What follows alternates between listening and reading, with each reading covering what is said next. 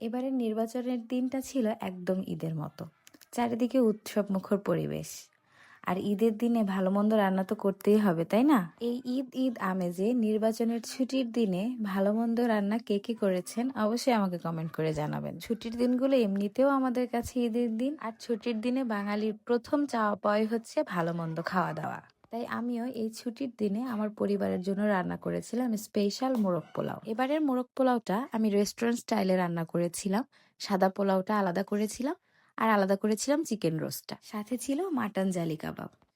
পোলাওটাতে আমি একটু গাজর অ্যাড করেছিলাম, সাথে কিন্তু চিনিও দিয়েছিলাম একটু। বেশ মজাদার ঝরঝরে হালকা মিষ্টি মিষ্টি পোলাওটা খেতে কিন্তু বেশ লেগেছিল। আর সাথে ম্যান্ডেটরি শসা, কাঁচামরিচ, লেবু তো থাকবেই।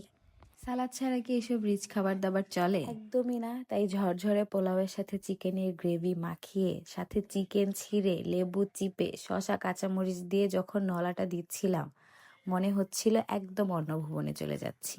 মাটন জালি কাবাবটা আমি কালই প্রথম করেছিলাম, বাট খেতে দুর্দান্ত হয়েছিল। নিজের রান্নার প্রশংসা নিজে আর কি করব বলেন, বাট সবাই খেয়ে বলেছে অনেক মজা হয়েছে, আলহামদুলিল্লাহ।